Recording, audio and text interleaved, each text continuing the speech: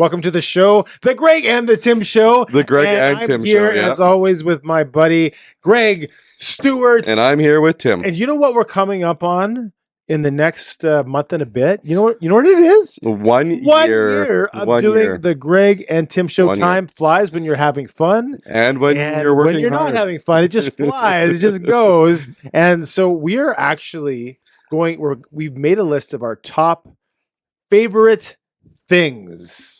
These I are wanted that piece of paper. No. You can't see that paper. I don't know if you can see the paper. I think you can't see the paper, but I wanted it to show. So, Tim, what we're doing is there's a ton of new viewers. Yeah. Like for the first 25 episodes, there was minimal amounts of people watching. Yeah. For the last 25 episodes, there's been minimal amounts of people watching. Right. But I think the minimal amounts have switched. Yeah. There's this minimal amount, that minimal amount, and now there's a maximal amount. A maximal amount. And they haven't seen some of the greatest stuff from the first few episodes and some of the stuff from some of the interviews that we thought were really good. Yeah. So we are pre-recording some of these things, and we're pre-recording it because like I was going to show everyone my calendar on how many dates I'm unavailable in August. But look at that. Look at all those X's. That's how much I'm not in town in August. And in fairness, a lot of that is work. I know a lot of people think I go away too much. And most of those are going away. A lot of that's for in work. August? You're away for work in July. In August, you're away for part of August for the first 5 days. I'm away. But then we are doing some fun things in cities that I will name later. Yeah. Sounds good. So what we have is you guys just saw last week we interviewed Abi Khan. Yeah. Great interview. If you haven't had a chance, go back. Great guy, man. He was fun to talk to. Yeah. He seems very determined to drive Manitoba into a positive. I thought you were going to say defenseman into the ground. No, he was very determined to drive defenseman. He wouldn't do that. No, in hockey he says he is. He's a peaceable guy, and then he said, "Well, we get very peaceable. Peaceable is a word. Oh." Also, it's not church. Peaceful? It's not chorizo, whatever. Chorizo? You're right, by the way. Is it chorizo? You were correct. I looked at it afterwards. I'm going to fix this for you.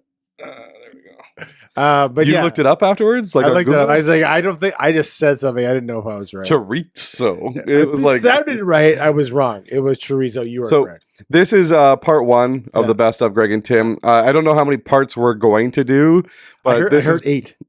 There was an 8 parts. 8 part. So this episode here is part one. We're going to talk about some of our favorite topics that we talked about. Some of them are only like a couple minutes long. Yeah. Some of them are a little bit longer.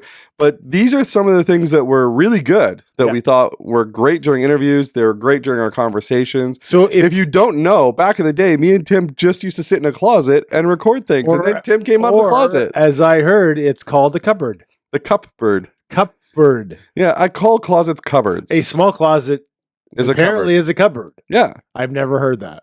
Okay. Yeah. So you wanted to sing a song to start the show? Well, these are our favorite things. Okay, go ahead. I'll listen. Raindrops on roses and whiskers on kittens. Bright copper kettles and warm woolen mittens. Brown paper packages tied up with strings. These are a few of my favorite things. Wild geese that fly with the moon on their wings. These are a few of my favorite things. Get your earballs ready. Welcome to the Greg and Tim Show podcast. Take time to sit back and relax and enjoy the show. Here are your hosts, Greg and Tim. I used to sing that. I used to be a part of a Winnipeg Mennonite Children's Choir. Shout out Mrs. Litz. And I used to be a little child, and we used to do all those things. And that was one of the songs. And these are our favorite things. That brings me to my first favorite thing. Go ahead. When I learned something else I didn't know about you. Oh, what's that? That you were a history major. Yeah, I'm a history major. I have to pick something. Cut to the clip. The next segment we like to call... Time for the segment. Something you don't know about Tim. Do go on. Tell us more. So, Tim. Yes, Greg. What is something we don't know about you? Well, for starters, I'm going to tell this story. We just want one thing this week. I am a history major. This is what I went to university. Really? For. History major, English minor. So, but that's not. That's funny. Just in general. Most people. Why is that funny? I don't picture you as a history major. Why is that? Because I ask you questions, you don't know the answers to them. When do you ask me questions? All the time. What question did I not know the answer to? You didn't know all this stuff last time about what president was Gerald Ford? What president? Yeah, what number? That's a numerical number. But he has one. Silly question. Yeah, you don't know the history of it, then. Do you know the numerical number of Gerald Ford? I don't. President? That's why I'm asking the history major. That's like saying, what was the age of Gerald Ford when he graduated? Grade 8 or something like that. Like, well, it would be 4 years less than 18, so he would have been anything. He would have been 14. That doesn't mean I don't know history. Anyway, whatever. But back to the question. He would have been 14. It's a super easy answer. I'm just saying. He's a history major that doesn't know history. I'm saying, okay, go on. It's a terrible question. Okay, so it's a horrible question. The question you just something asked I actually, this is one of the questions. This is something I don't know about you. You're a history major. Yeah. English was my minor, which is actually funnier. So I do know a lot of history when someone asks me an actual question that makes some level of sense. The history major clip was one of our first clips that actually went really crazy, and I think it's still one of our top clips on both YouTube and Instagram. And most of the negative comments came towards me. Periodically you test me with some lame history stuff. Like, what year was the Mandela effect first enacted? Like, stuff like that is like, you don't know the Mandela effect. How can you be a history major? No, I asked you when President. No, who was the third or 7.5 president of the District of Columbia? You don't know. You must not be a history major. Yep. By the way, English is my minor, and I'm not very good at syllable pronunciations. Syllables? And where things go. Syllables? Nouns, verbs. But you have to pick something in university for a history. And I do know lots about history. For a major. I know lots about history. Yeah. Hey, Tim, that was our first viral clip. Yeah. What is your favorite thing about the beginning of the shows? Like the first few shows, what was your favorite thing? Do you remember? I would probably have to say when we and we don't. You have them written down. Yeah, I didn't know where we're supposed to go on this specifically. Do we start from the top? I don't think so. That wasn't one of the first few things. However, I'm gonna have to say the segment everybody forgot about because we only did it for 3 episodes. What's that? When we used to check in with Avery. What's Avery doing now? What's Avery doing now? In my mind, it was like really funny because you check in with Avery and it'd be like she's a teenage girl, so be like, not much. And it was one of those things, that you build it up and then they're just hanging out. And it didn't work. And it was. Do you want me to show one of the clips? Yeah, so show a clip. Do you want to give Avery a call and see what she's up to instead? Absolutely. Roll the clip. Song, clip, something. What's Avery doing now? Okay. How's it going? Good. What are you up to? Working. All right. Just checking up. Okay. Bye. Bye. It was one of those ideas that in my head made sense, but then when I watched it, it's like, well, how many times can you do this, right? After the third time, the joke is, it's like an SNL skit where, after the second time, it's like, okay. We dropped that segment. Yeah. We dropped something you don't know about Tim. Because apparently we learned all of it. No, but the thing is, you evolve over time, right? Yeah. It's like SNL. We're doing, the early 70s when the SNL was like really, really popular and they would have the shark come to the door. Did you watch any like old clips of SNL? Yeah. And they would have the shark come to the door and he'd be like talking like at the door, try to get in and be like, housekeeping or whatever. He'd be like, monogram, whatever, what do you call it? What's the thing you get at the door or whatever? Gram, whatever. And he'd trick every time, like, no, I'm not gonna, and then he'd be like, he'd trick him, okay, I'm not the shark, And he would convince him that he'd eat the person. After a few times, the joke gets a bit. Yeah, it's kind of like the big bad wolf on the little piglets, right? Anyway, so what's Avery doing now? I mean, we should get that at some point. But we should maybe do that segment. Yeah. Do you want to do it right now? Yeah. Okay, let's give her a call. Back for old time's sake, here is the favorite segment. What's Avery doing now? Deb? You are That's how she answers her phone? Yeah? Yeah, well, she said dad. We're on the air with the Greg and Tim show.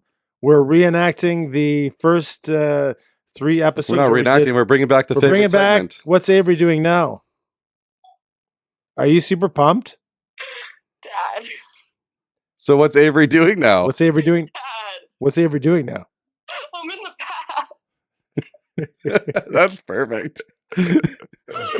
Can you explain what Avery's doing now? She says she's in the... I'm in the bath. Like, what? Well, that'll be perfect. Thanks for sharing, Avery. Is there water in there, or are you just in the bath? There's water in the bath. Okay. And that was the segment. What's Avery doing now?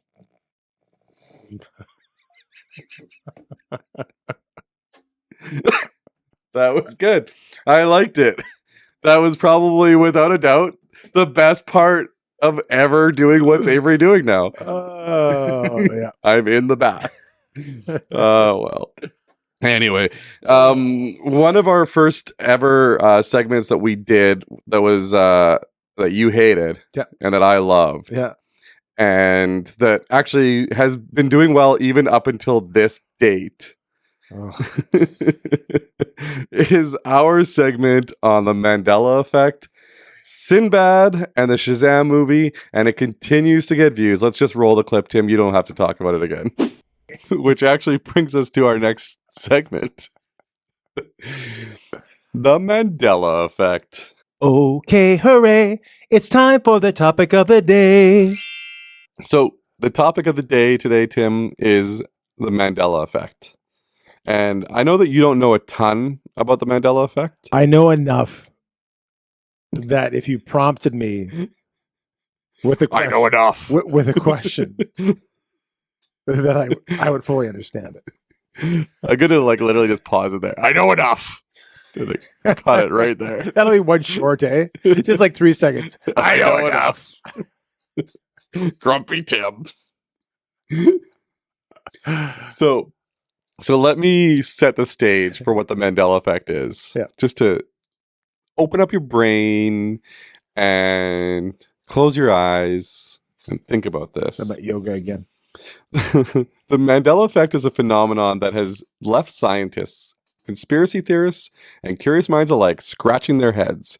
It's a peculiar observation that a significant portion of the population remembers events that never happened or are remembered incorrectly. Our story begins with Fiona Brome, a paranormal researcher who unwittingly became a pioneer in the field of collective false memories. It started in 2010 at a conference where she discovered something truly baffling.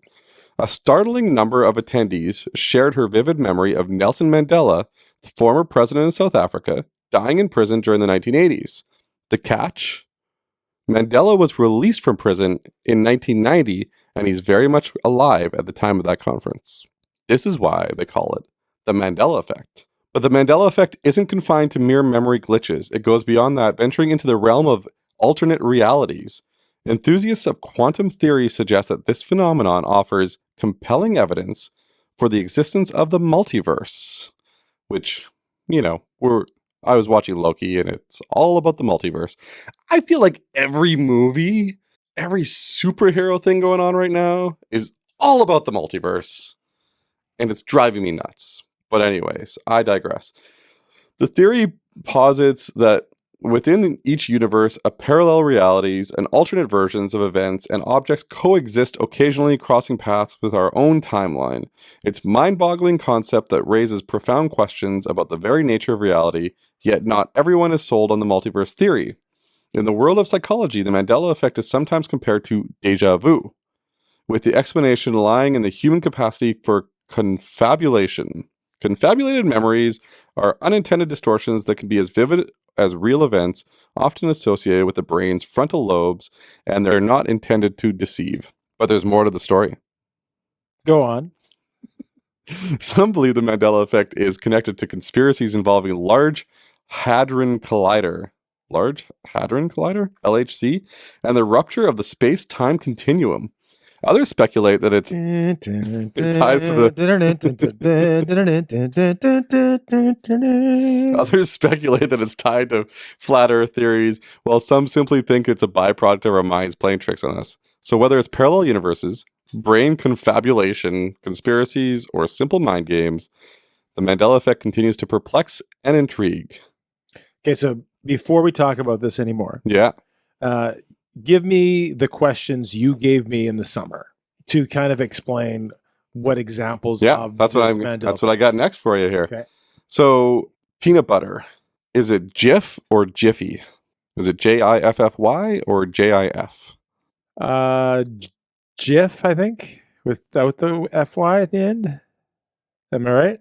You're correct. Okay. But is that how you remember it? Give a couple more things, and I don't want to give my opinion yet. Looney Tunes. Yeah. Is it TUNES or TOONS? TUN. Yeah, you're correct. Okay. 2 for 2. Berenstein Bears. How do you spell Berenstein? BERN. No, sorry. BERENSTEIN. Wrong. Okay. It's AIN. It's Berenstain Bears. Berenstain. Okay. Not the Berenstein family. Did Curious George have a tail? The monkey? I know Curious George. I'm trying to remember if he had a tail. Yeah. Yes. No. Okay. He didn't. I wanted to say no, but then I said yes. And Febreze. Is it spelled? How do you spell Febreze? FEBREEZE. No, it's EZE. EZE. Okay. Only one E. Oscar Mayer.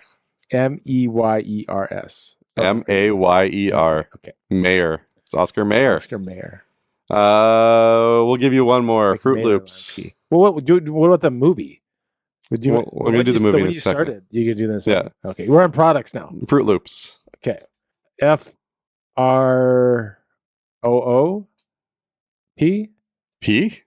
Fruit. Fruit Loops. FRROOT. Yeah, it's spelled with fruit, like FROOT. Yeah. Fruit Loops. Okay.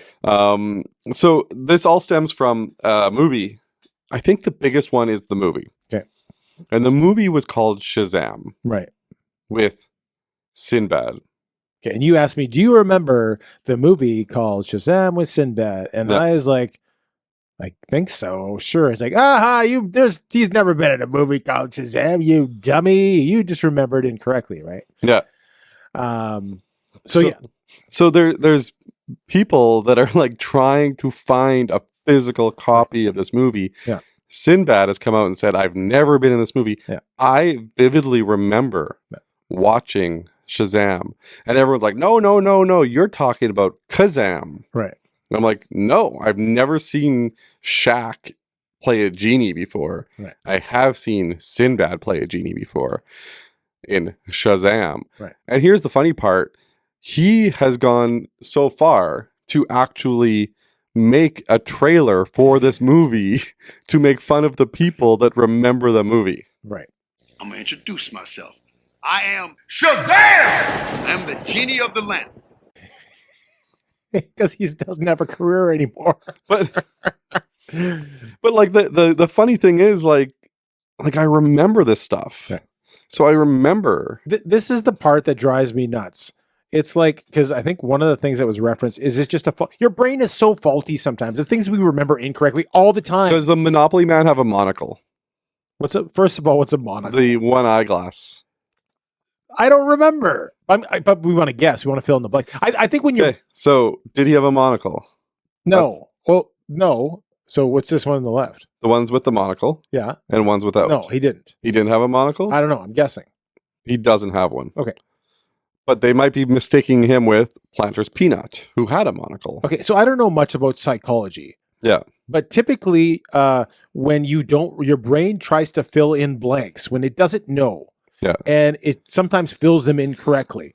That's just typically that's what happens. But now it drives me nuts when we take something like that and we just go into the multiverse all of a sudden. We take this little shred of misinformation or your brain filling in incorrectly, and we go to all of a sudden, but it's not Scott and Doc Brown is sending us into the future and past. It's not a shred of misinformation though. Fruit of the Loom. Yeah. Do you remember the cornucopia that used to be behind it? No. I'm very unfamiliar with any of the Fruit of the Loom branding. Okay. This is really hard for somebody to explain to you because you wouldn't remember this stuff. But again, how does not remembering something correctly lead to any of this? I guess the main thing is I remember the SINBAD show. I remember the cornucopia on Fruit of the Loom. I remember the monocle on the guy from Monopoly. Right. I remember Febreze spelt EEZE. Right. Now, the theory behind all of this is that there was that collider, and when it went off, the two worlds actually went together. Say that again. This is where we're going to get really scientific. Right. Because I have a very scientific brain. Right. There's 5 of me here. Yeah. Or there's 5 people here. Yeah. Which include me, you, Dave, Matthew, and Ryan. Okay. There's me, you, Dave, Matthew, Ryan. Yeah. We're running on the same plane. Right. But we're in 2 different worlds. Yeah. What happened was these worlds went together, and some of me, and then you, and then Dave, and then Ryan, and then Matthew, one of those people became that person. Right. So what it's basically saying is that for a while there was 2 of you running on one time plane. So that's one. And then they squished the time plane together, and now there can't be 2 of you in the world. So that's one explanation of why you remember something that didn't actually exist. Yes, because you've actually taken over the time frame of somebody else. To me, that is the most illogical explanation of that situation. It is not the most logical explanation. Now think about it, though. So my person went through the world, saw Shazam, saw the monocle, saw the cornucopia. I get your explanation. And then I got merged with the other person. Right.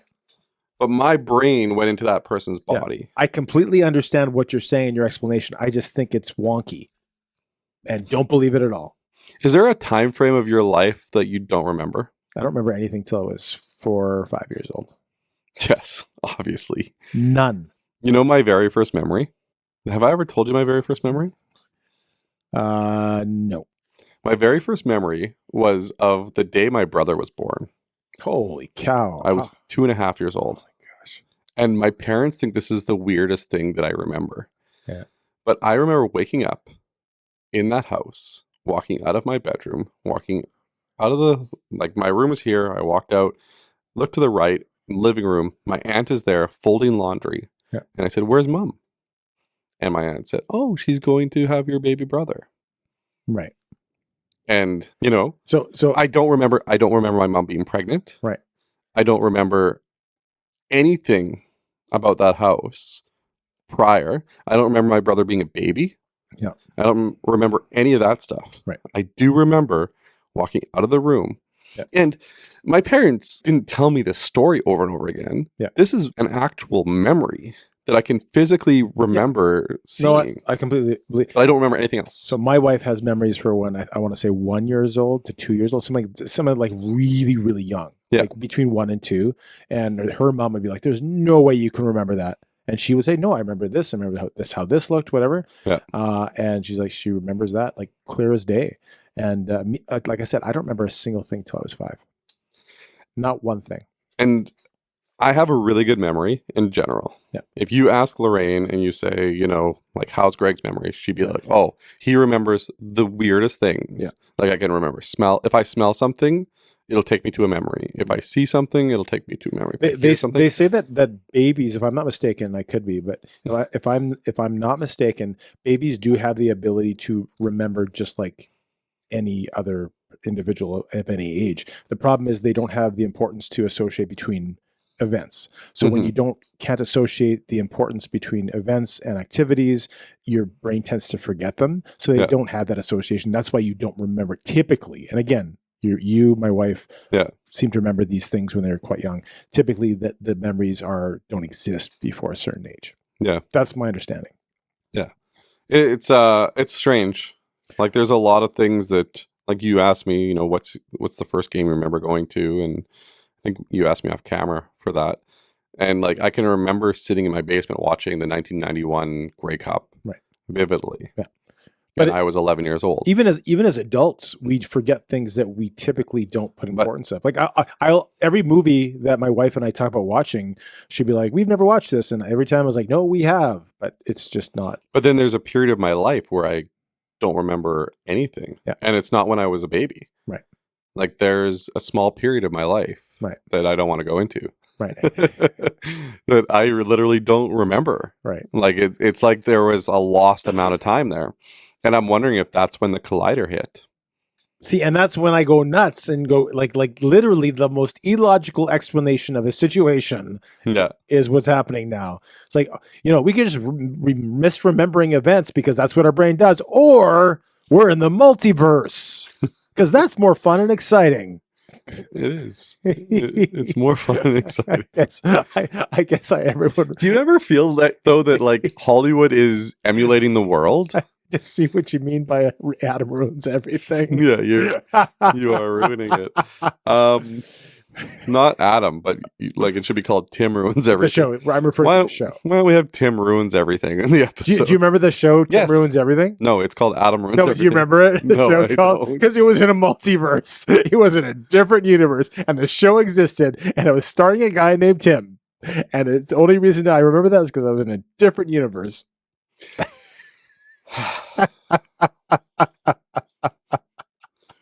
Anyway, so I do think that there's something that could explain it, and it could be just that frontal lobe. It could be just your brain putting things into your head. But it's interesting to think about. And you know what? If you cared at all, which you don't care about the Mandela effect for the most part, I know you don't. But if you cared at all about it, not true. And you bring it up at like a gathering of some sort, you could speak about this conversation. Like you can speak about these situations for hours. So I do think it's bunk. However, it is interesting. I will grant you that. And you spoke about it in the summer. And it is interesting. Whether it's complete phooey, I think it is. But it is interesting. So I get how you would enjoy, talking about it, and even if I am right in this bunk. But that's why we do these shows, right? So we can debate back and forth. The fact that it's called the Mandela effect, like I wasn't old enough to know what happened to Mandela in the 80s, right? I'm a bit older, so I do remember that. So do you remember him dying in jail? Absolutely not. Okay. Of course not. Well, there's some people that do. There's a whole which big, is super there's weird. a whole big thing when he got freed. But why do some people think he died? Because people are dumb. But why is there a group of people? Because there's like it's not like it's a group of people that all like hang out together. I've never heard of it's like random I people. have never heard of anybody in my life that thought Nelson Mandela died in prison. Never, not one. They literally have. Who are these they? Who's they? Okay, there is literally an effect called the Mandela effect. Yeah, because some lady did a thesis on it. No, it could be called the Shazam effect. Right. Because in my mind, it's the Shazam effect. Right. In your mind, it's the Mandela effect. In the world's mind, it's the Mandela. Like it's an interesting thing to talk about. And bringing it up at parties is always fun because people do remember different things differently. Right. Well, absolutely. Yeah. People remember the brain is crazy how it just remembers. Lots of other examples but again, that's faulty. Our brains are faulty. Faulty Towers. It fills in information. Remember Faulty Towers? Correct. No. John Cleese. I know who John Cleese is. I remember the cover of the tongue. DVD. The tip of the tongue and the teeth of the lips. It was a TV show. It wasn't a movie.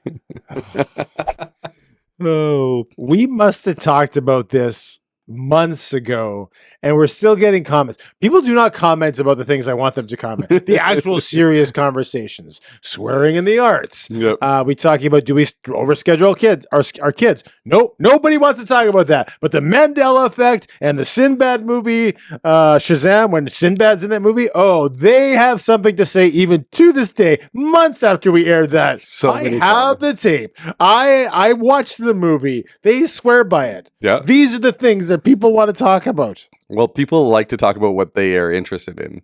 And they're not interested in whether or not kids are spoiled, apparently. I have the tape. Can we get the tape?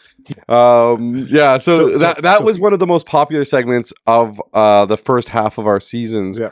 Because I think what it does is it creates conversation, and there's two sides to that conversation that are very strong. Right, the logical, sane side? No, the side from Universe A and the side from Universe A2. Okay. Yes, I enjoy all of these discussions about the Mandela Effect. Yeah. So one of my favorite things was when we did a podcast, a regular podcast, in a chair and a couch. And I'm so slow thinking that you, as a time you said, I just didn't have the time to set up the table. And like, okay, because I don't think things through. And then we're talking for 5 minutes, and all of a sudden, Kirk Keilback walks into the room. Once upon a time. So sorry, I'm gonna have to answer this. Tim, this is actually the second part of your birthday present. Oh, hello there. How you doing? I think Kirk Keilback is here. Hi. You are Tim. Tim. Good to meet you. I'm Craig. Good to meet you. Good to see you. Tim, this is the second half of your birthday present. We're gonna send Kirk Keilback. Hey, this is good. And it turned from a regular podcast that I thought it was to I'm looking up at Kirk Keilback saying, what the heck is going on? And then what we'll do is we'll show them our favorite part where he does the play-by-play that you ask him to do. That's right. Okay. I need you to do a call for me. So here's a scenario. The Jets have the power play. It's the mid to late 80s. They win the face-off, back to the point. The shot is blocked. The Edmonton Oilers scoot out on a 2-on-1. And I'm not going a half-hour play-by-play. Bob Essenza makes the save. Power play. Just a scenario. You have any freedom, just like in the movie, to do whatever you want. Jets have the power play. They have a shot. It's blocked. The Edmonton Oilers come the other way, 2-on-1, and Essenza makes the save. Can you do that for us? The Essenza save part is probably the golden. Jets have the power play. They send out. Just a shot blocked. Okay, you don't give them so much. Where does the puck start? The puck starts at the shot. At the point. The one-timer. And the shot is blocked at the point. And then they rush on. And it's a 2-on-1. Gretzky, you can pick anyone you want. You mean Babbage takes a shot, it's blocked at the point, and then that's right. Gretzky and Curry go down on a 2-on-1, and then it's saved by Bob Essenza. Take it away. Putting him on the spot here. All right. Off the face-off, puck goes back to the point. Here's Babbage, a shot. That's blocked. It bounces free. 2-on-1. Here's Curry with Gretzky. In a goal. Shot, see, Reba. Great save. Essenza, Rob Gretzky. And the Jets win in overtime. Perfect. So all the episodes that we're talking about, as we talk about them, they're going to be linked above your head. So just watch your head while you're... Just watch your head while you're sitting there, because every now and again they'll pop out right in front of you. So... and I'm dumbfounded the entire episode. I don't even. And again, I'm supposed to. Someone said I'm supposed to stand up to shake hands. That is a unwritten rule. I guess you have to stand up to shake hands. But I just wasn't prepared. I didn't know etiquette because I'm just dumbfounded because I didn't expect it.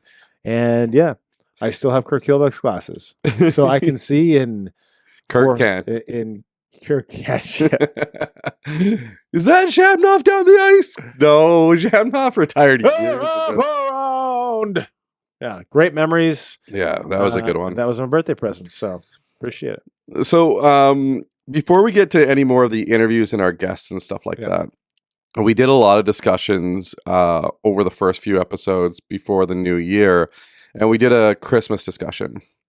And one of the Christmas discussions that we did was about Die Hard. And this was another debate and another conversation, another topic where you lost, just like the Mandela Effect one. I will admit I lost the Die Hard debate. I prepped for it, but I just didn't know enough. So let's cut to the debate. Yeah. So here is the issue. Yeah. And every year people talk about Die Hard being a Christmas movie. Okay. We won't say who was talking about that, but so the problem here is we do not have a baseline working definition of what it takes to be a Christmas movie. So I do. Is just as I, everything is compared against each other. And the problem is, a Christmas movie is when enough people say something's a Christmas movie. Yeah. So you have all these people who don't like Christmas movies in general that just want to say what's called an anti-answer. It's called something that's going to go against the narrative because they don't want Christmas movies. They don't like traditional quote-unquote Christmas movies. So something with violence and killing and swearing, it's more down there.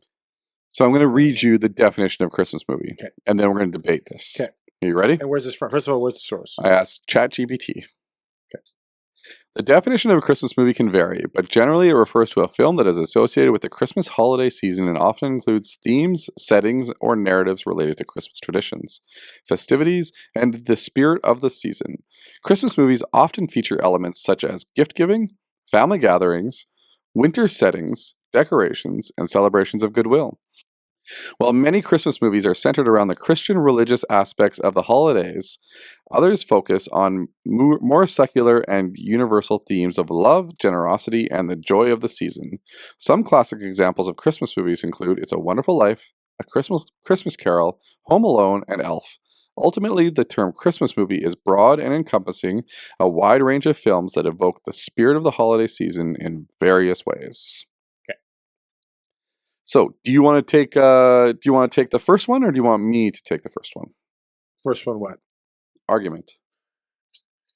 So, before you take your argument, the problem with a lot of these things is they say often, like, or they will many things. So there's no like, if there's one theme, if there's two themes, if the setting is Christmas party like in Home Alone, how often do these things take place? So my argument I'm going to take the argument that the movie Die Hard is not a Christmas movie. Yeah.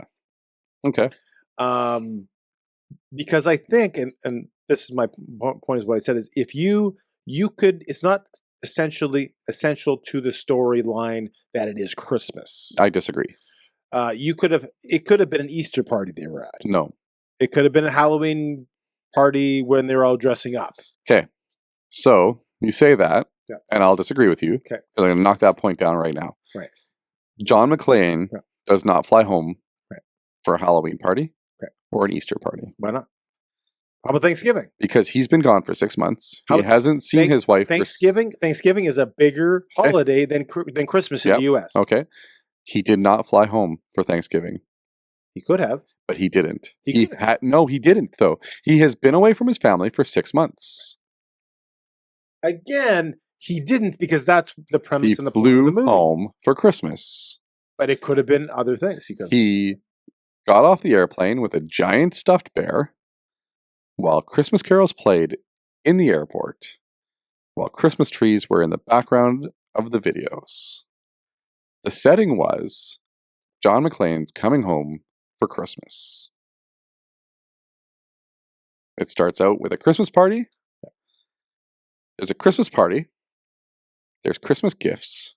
There's Christmas trees. And the saying Merry Christmas happens 14 times in the movie. Let me read a couple things to you, because you're going to argue with me. There's 19 Christmas trees in the movie. There's 15 other Christmas decorations in the movie. There's 7 instances where Christmas carols are sung during the movie. And there's 14 uses of the word Merry Christmas.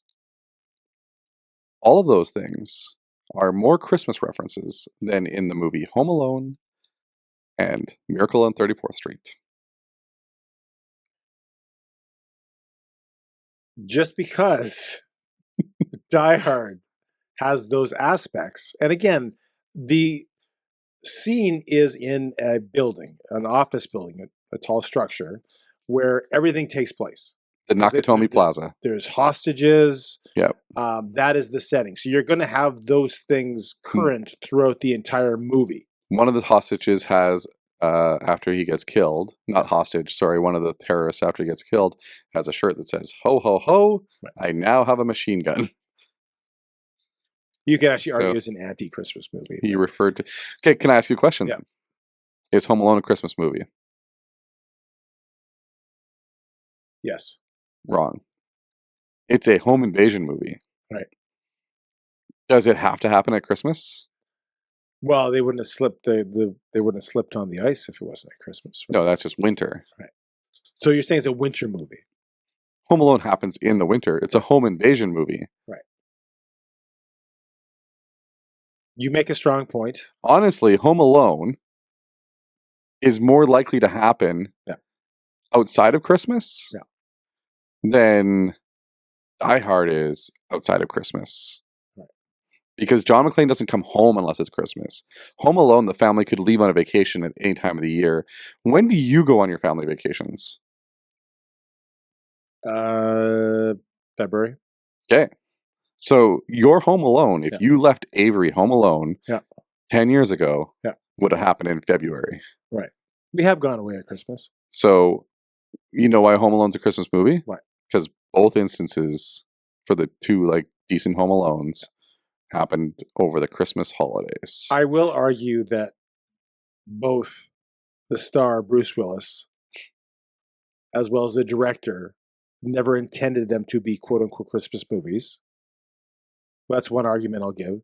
Yeah. Just the same way that Frank Capra argued that It's a Wonderful Life was not meant to be a Christmas movie. And not only that, it was released in July. You don't release a Christmas movie in July. Unless you want it to go to VHS so you can give it away for Christmas. Most Christmas movies in the movie theaters. The only way they're going to release it at Christmas is if they release it early enough that they can put it to VHS before Christmas. Okay, so Home Alone, you agree, could be possibly not a Christmas movie. I can see your point. Okay. With Die Hard, my last point about Die Hard is it contains goodwill, generosity, and altruism. Right. The 3 points that create any great Christmas movie. If you think that Die Hard is not a Christmas movie just because it has action and violence, and Bruce Willis's quote was, Die Hard is not a Christmas movie, it's a Bruce Willis movie. The last time I checked, IMDb does not rank movies based on comedy, romance, Christmas, Bruce Willis. So his argument that it's a Bruce Willis movie and that it's not a Christmas movie is bunk. I admit I lost the debate. Yeah. For that one. The Mandela Effect, I don't think I lost it. It's hard to argue with irrationality. But the Die Hard one is a more fun one. I can see the points of it being a Christmas movie, and there's no firm rules about there's no list, that's written in the 10 Commandments of movies. Yeah. If you think it's a Christmas movie, it is a Christmas movie. If you don't think it's a Christmas movie, it's not a Christmas movie. Correct. So that's really boils down to that. But it was a good debate. People, there was people who had some very, very good points and very strong opinions. And the person that had the strongest and the best viewpoints I think they sent us a message. So yeah, and that's they didn't comment. No, because they're like, I don't want people to know my opinions. Easiest babe. Go the distance. Yeah. I think I just watched that movie. Yeah, I think that the voice was done by Ray Liotta. Because he said at the end of the movie, Costner goes to Liotta. He goes, you're the voice. Right. And then Ray Liotta, Ray Liotta says back. What? No, Ray, you were. And I'm like, why? Just tell us who the voices were. I think they left it for ambiguity's sake. But the real, talking about the movie, The Field of Dreams, the real debate is who is the voice representing? Other than who says the voice as far as a character or as far as an actor. Yeah. We had this discussion where was it the voice of God? You thought God, and I didn't see anything in the movie. And online, it actually doesn't, there's no opinions on it. It doesn't talk about it. Yeah. It doesn't tell us what the voice is. And the issue with that is that I think that one of the people in the movie was obviously the voice. Right. Because they didn't have to credit them twice. Right. Right? Because that person, when you work in Hollywood, if you do a speaking part, which we found out there was a couple guys from the thing that were doing speaking parts, they actually get credit in the movie, and their names are on the reel, like on the credit, and they get paid. Yeah. So obviously, somebody that's in that movie is the voice. Right. They're two different arguments, right? One is who represents the voice, and who actually is the voice. Right. They're two separate things. Yeah, exactly. Going back to some of the favorite or not so favorite things, distinct things about the first couple episodes. Do you remember when we asked for questions? The first 3 episodes we asked for questions, and 90% of the questions were from my kids. I have 3 girls, and they offered a multitude of questions ranging from who's your favorite child to who's your favorite child. And so I did not. No, honestly. Yeah. Who is your favorite child? Yeah. And it's still, they're very different. I don't have a favorite child. You don't have to explain. We'll show the clip. Because I put out a thing that said, hey, send us your questions. Yeah. And I got a bunch of questions. I don't want you to read them ahead of time. So I'm going to read them out to you. Shoot. Go ahead, Greg. And then we'll go from there. Of this effort. The next questions get a little bit more difficult. 51%. The next questions get a little bit more difficult. Shoot. And let me see if you can guess who asks these questions. Apparently, I have to be more interesting, so... Who's your favorite child? Ask again. Who's your favorite Avery. Child? Ask and again. Who's your favorite child? Taylor. I thought you were going to say Raina again. So the next question is there a rule about not talking about your children on the podcasts? I don't think any of my children will. I think they'll all like to be spoken about on the podcast. Maybe Avery, but I think she kind of plays it up like she's embarrassed, but I think she kind of likes it. So who do you think asked that question? Is there a rule? It's probably Avery. That is correct. Yeah. Ding, ding, ding. We should have a little ding, ding. Can you now that I know who asked the question, can you say the question again? Is there a rule about not talking about your children on the podcast? Clearly, she doesn't want me to talk about her on the podcast based inference on the question. But you've already talked a little bit, so we'll see how that works out. I haven't said anything about Avery that specifically, have I? I didn't. You just said that she was favorite. Yeah. Your favorite. Yeah. Let's go with the least. And then the last question is who's your favorite offspring, and go in depth. That was the same question. Yeah. So 2 of my kids asked the same question? Maybe. Yes. Offspring sounds like Taylor asked that question because she speaks in that kind of language. Okay. And it can't be Avery because she wouldn't ask the same question. Okay. Raina's not really around to. And who's your favorite child was asked by? Raina. That's correct. Yeah. You know your children. Yeah. I don't think your opinion's changed. I think it's Tristan, but I'm just kidding. All of my children are equally. Oh, is Tristan one of your children? Let me just mark that down here.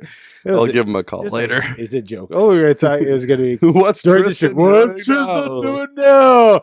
I'm just waking up. Anyway, so we had the 2 people that you would think are most qualified to talk about Taylor Swift albums, mid to late 40s, did so on one of our episodes. That's right. Because we are experts. We talked about the Taylor Swift album because, A, she's massive.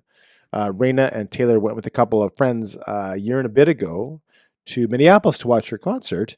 And so they've been to see her in the Eras tour. And then we went to the movie theater to watch afterwards as well for $25 each. Yeah.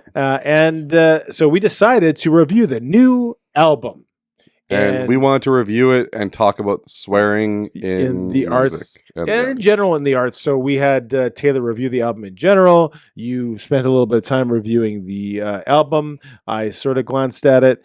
And then we talked, like you said, about is there a place for swearing in the arts? What constitutes a swear? Why is this swear not a swear technically, or why is this one a worse swear? What makes the different hierarchy of swears? And we went on this whole conversation. Going back to Taylor Swift's album. Yeah. Okay, so it is garnering a little bit of controversy in social media, right. I do remember this in the news, because the songs, and I was in a place, a business place at the local business. Yeah, and we got on the topic of this Taylor Swift album, and she said, "Yeah, I don't know how we got on this topic, but I really love this album, but I can't play it." And I said, "Well, why can't you play it? Because it has bad language." Yeah. And then that got me thinking that at a public place you can't play this album because of the bad language. That's when I thought about reviewing it, listening to it, seeing what it was. And yes, there is quite a few swear words. Yep. The F word is predominantly the one that's used in a lot of the songs. In her anger.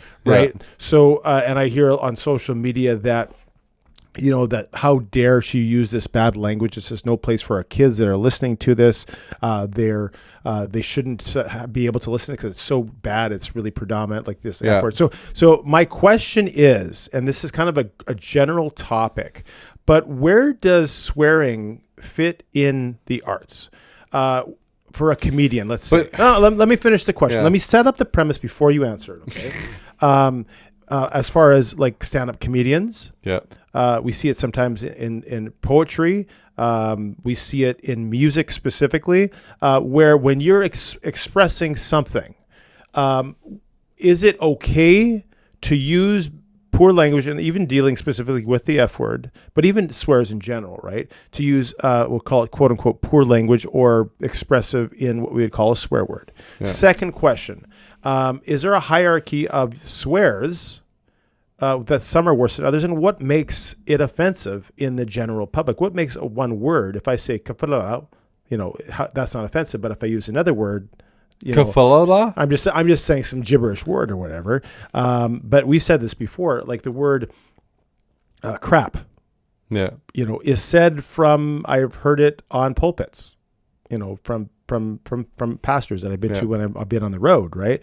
But if you say the SH word, that's a bad word, right? So there's a hierarchy of swears, it seems to me. So and I'm just going to back up just so that we got a clear understanding of the question. And like I say, is it okay to use? Do you think it's okay to use some of the time, all the time, or does it matter in what circumstance it is? And again, second question: are there some that are worse than others? Talkless, shirtless. Okay.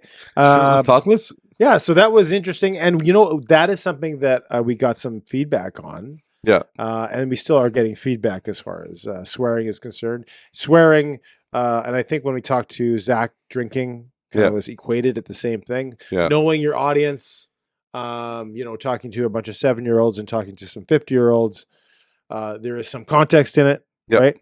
For both swearing and drinking, right? So anyway, that was also something that I found was very interesting. Very interesting. Yeah. Hey, well, those clips were the first episode of the Best of Greg and Tim show. I think there's a lot of great clips in there, and I think a lot of those things people didn't see the first time around. Right. So it's good that they're checking out our best ofs. So next week, Tim, we're going to have another best of episode. Right. But the best part is it'll be the same Greg and Tim because we're recording all these at once. Slight change. We're going to be shirtless. Tim will be shirtless. No, I'm just kidding. Anyways, thanks for watching. Don't forget to hit the like, subscribe, share, comment button, and get it into everybody's earballs. Earballs, eyeballs, all the ready. Balls. All the balls. Thanks for watching. Have a good day. Thanks for watching the Greg and Tim Show podcast. Don't forget to like, subscribe, and share with all your friends. Sharing is caring.